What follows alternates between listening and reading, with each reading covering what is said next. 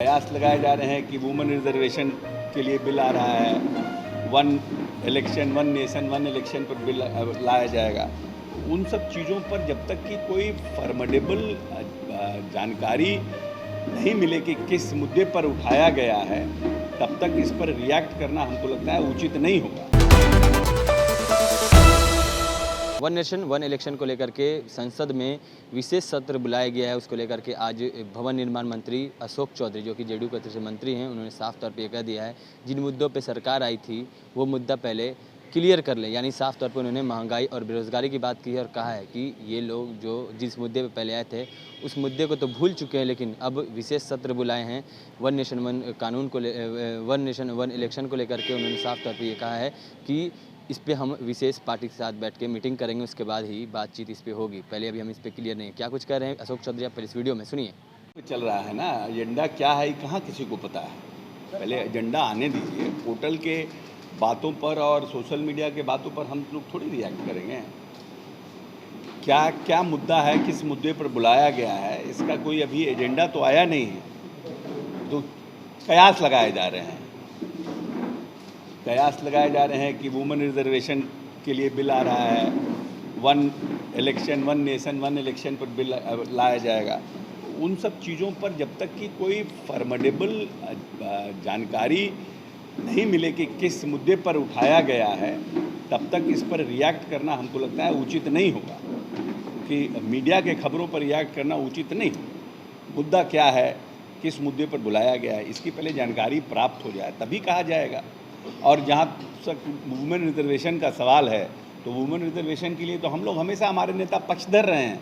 और इस बिहार में तो जब किसी राज्य ने नहीं किया था, तब तो माननीय नेता ने पंचायती राज व्यवस्था तक में रिजर्वेशन का प्रावधान किया, इसलिए हम लोग तो उसके पक्षधर हैं। लेकिन वन नेशन वन इलेक्शन के लिए पहल भी कर दी गई है, तो क्या लगता है कि ये उचित है? नहीं, वो नोटिफिकेशन की कॉपी कहीं दिख नहीं रही है। कहा जा रहा है मीडिया के द्वारा, कहीं सोशल मीडिया में चल रहा है कि रामनाथ कोविंद जी, माननीय पूर्व राष्ट्रपति जी को उनकी अध्यक्षता में कमेटी बनी है, लेकिन उसके नोटिफिकेशन का कॉपी कहीं दिख नहीं रहा है। इसलिए हमको लगता है कि अभी उस पर रिएक्ट करना उचित नहीं होगा। आप लोग क्या लगता है, ये उचित है या नहीं? ये डिबेटेबल इशू है, और सभी संघीय व्यवस्था में सभी राज्य सरकारों को भी इसमें सहमति देनी होगी, उसके बाद ही ये व्यवस्था हो सकती है। तो ये डिबेटेबल इशू है। लेकिन अचानक से सियासत में इस बात का जिक्र करना, कमेटी बनाए जाने की बात आना, क्या लगता है आपको? और जब अगले साल लोकसभा चुनाव होना है, उसके पहले अभी इस तरीके की तैयारी केंद्र सरकार की? नहीं, बेसिकली है कि जो हमको लगता है, मेरा अपना मानना है कि जो ज्वलंत मुद्दे हैं, जिन दो मुद्दों पर भारतीय जनता पार्टी सरकार में आई थी, वो दो ज्वलंत मुद्दे हैं। महंगाई, तो अरहर का दाल 200 रुपये किलो हो गया, महंगाई पर कोई नहीं बोल रहा है।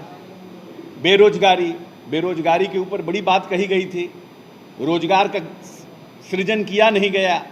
और जो रोजगार उपलब्ध थे, यहाँ तक कि आर्मी में भी जो रोजगार थे और जो नौजवान साथी दौड़ करके तैयारी करते थे, उसको भी आउटसोर्स कर दिया गया अग्निवीर के माध्यम से। तो दो मुद्दों से ध्यान भटकाने के लिए कोई नया एक मुद्दा लाया जाए, कोई बात कही जाए, लेकिन इस पर रिएक्ट करना तभी उचित होगा जब ऑथेंटिक कोई इसके ऊपर एजेंडा आ जाए, तब रिएक्ट करना हमको लगता है उचित होगा। मुख्यमंत्री वहाँ गए हैं, कहा जा रहा है कि पूरी तैयारी के साथ नीतीश जी भी वहाँ गए हैं। कितनी उम्मीद है महागठबंधन को और जदयू को बिहार में इस बैठक में? नहीं, हम लोगों को तो पूरी उम्मीद है, और माननीय नेता श्री नीतीश कुमार जी ने तो इस गठबंधन के निर्माण के, जिसको करते हैं, नींव करता है। और पूरे देश में घूम करके उन्होंने इस गठबंधन के लिए सभी नेताओं में जो एक आपसी बातचीत भी नहीं थी, उसके आइस को ब्रेक कराने का काम किया और पटना में बैठक की। इसमें तो कहीं दो मत है नहीं। First initiative has been taken by Nitish Kumar, and we are proud that the meeting is having in Mumbai, and my leader is participating in that meeting, and we are very hopeful that we'll get a better result after this गठबंधन। ठीक है, अब हम भी तो नहीं NDA को चुनौती नहीं मानते हैं। एनडीए था कहाँ? एनडीए की बैठक कब हुई?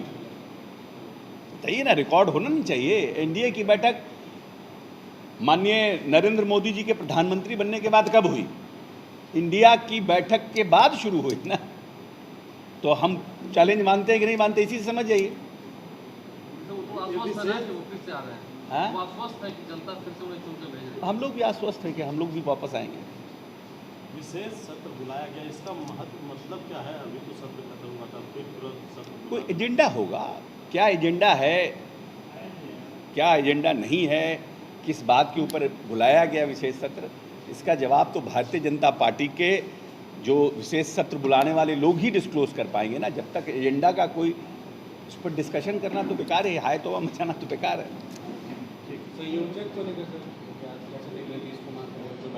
देखिए, इसके बारे में माननीय नेता ने स्पष्ट रूप से कह दिया है, अपनी उन्होंने बात को रख दी है, आप लोगों के भी सामने, मीडिया के भी सामने, सबके सामने उन्होंने बात रख दी है, तो बात स्पष्ट हो गया। अब माननीय नेता की मंशा क्या है तो उन्होंने स्पष्ट कर दिया, इसलिए उसके ऊपर कितना राजनीतिक टिप्पणी कराइएगा। बीजेपी तो कहे कि बिहार संभाल ले रहा है, नीतीश कुमार देश संभालने चले गए। इसी टोला सेवक समाज बीजेपी से करिए कि बिहार तो संभाल नहीं रहा है, देश संभालने। ठीक है, सब लोगों का अपना अपना सोच है, अपनी अपनी समझ है। सबसे ज़्यादा तेज़ रफ्तार से चलने वाला प्रदेश इस देश में बिहार है। गुजरात और महाराष्ट्र को भी छोड़ दिया विकास दर पर, और कह रहे हैं लोग कि देश नहीं संभल रहा है। पता नहीं देश कैसे लोग संभालते हैं। उन लोगों से पूछिए कि कैसे देश संभाला जाता है, प्रदेश संभाला जाता है, उसका मापदंड क्या है। उनका मापदंड कुछ और होगा, हम लोग का तो प्रदेश संभालने का मापदंड जीडीपी है, विकास दर है, महिला सशक्तिकरण है, महादलितों को सामाजिक, आर्थिक, राजनीतिक रूप से सबल बनाना है। हमारा तो जो अति पिछड़ा है उनको सबल बनाना है, मूलभूत संरचनाओं का निर्माण करना है, हर घर बिजली देना है, हर घर नली गली बनाना है, हर जगह कचरा प्रबंधन करना है, नए संस्थानों का निर्माण करना है, युवाओं को पढ़ाना है।